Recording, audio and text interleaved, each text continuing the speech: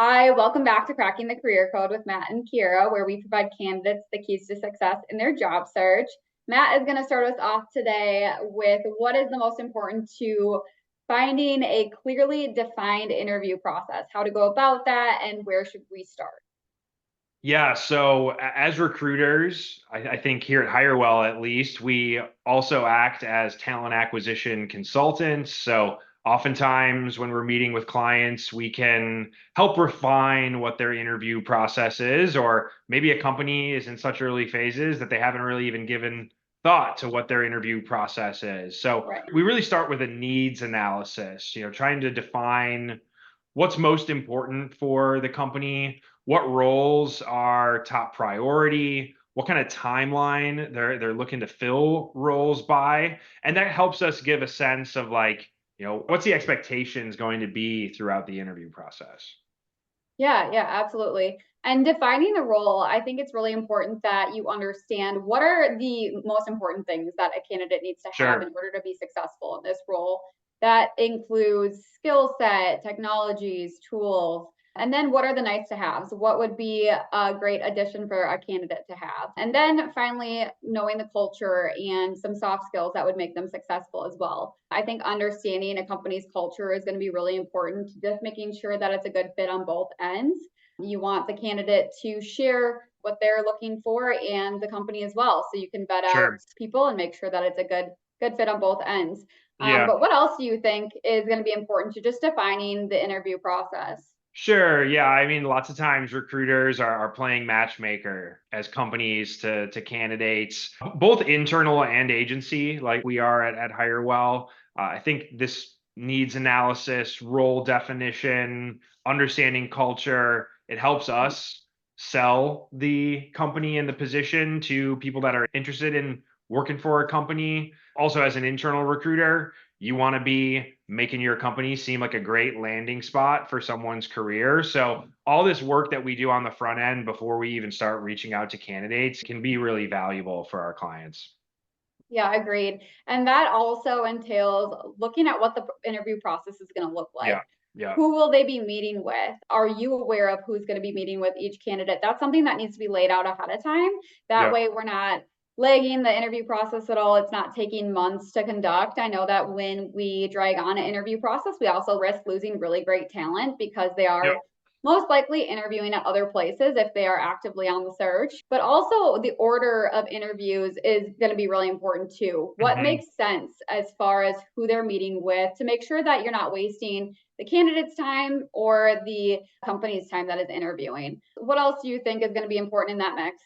Yeah, so there's this concept of opportunity cost, right? Yep. So your time spent interviewing as an interviewer for a Yeah. company, what is that costing you? What other opportunities is that taking you away from, stuff in your job description and your responsibilities that you're doing in day to day with project deadlines? Like if you're spending 8 hours in a week interviewing candidates, like that's a full day lost of Right. productivity. That's why it's important to know who's going to be involved at which step of the interview process, so then you can be transparent with your candidates and say, it's going to be these three steps in the interview process. Here's generally what's going to happen in each of those steps, and about the rough timeline we think it will take to get through all of that.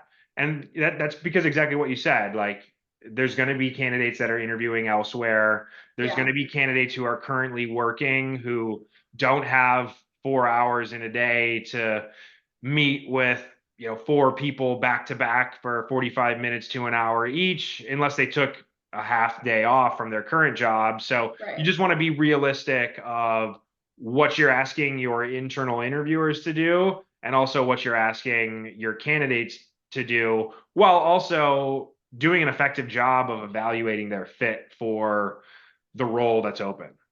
Yeah. And I also think it's important to have this process already streamlined and thought out because it Yeah. does give the impression of the interviewer and the interviewee. What is that going to be like working at that company? Are they Yep. organized? Are they on top of it? So I think it also just sets the runway for what the job is going to look like and who they're going to be working with.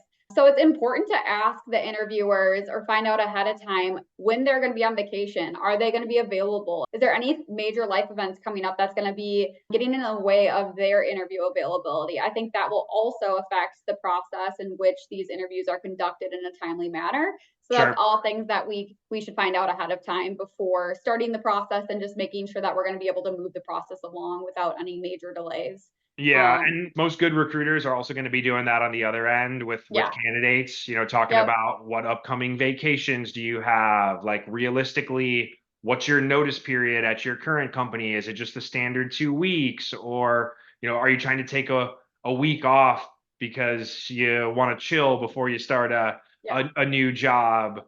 Do you have a bonus getting paid out soon and you really want to stay until you receive that? So, Hmm. just transparency is key throughout all of this, and working through on both ends with the clients and the candidates to make sure that when you get to the end and you want to make an offer, you want to make sure that there's no surprises there Right. and that all the timelines align and all needs are met. Yeah, you want to leave a good impression on both ends, whether you are the person interviewing or the interviewer. Yep. And also, I think it's really important that feedback is provided Sure. regardless of if the candidate is moving forward or not in the process. If they're taking the time out of their day to interview and show interest in your company, then it is Hmm. important that we're able to provide feedback. And also, it's good to gauge feedback from the candidate that did the interview and see how they feel about the company and any concerns that they had as well, just to make sure both ends are tied. Sure, sure. Yeah, when you ask a candidate what their thoughts of an interview were, sometimes Yeah, you can uncover blind spots that an interviewer wasn't aware of. right. And with providing feedback on why someone didn't get a job, like sometimes it's as simple as there were other candidates who performed better. And that's just kind of the competitive nature of job searching. But personally, if I was a candidate and job seeker, I'd want to know that rather than get ghosted or given nothing as to why I wasn't selected. So big on transparency, as transparent as you can be. Yeah, yeah, absolutely. Well, thank you so much for joining us today on Cracking the Career Code. Go check out talentinsights.hirewell.com for more content and follow us on LinkedIn if you are not already. Thanks, everyone. Thank you.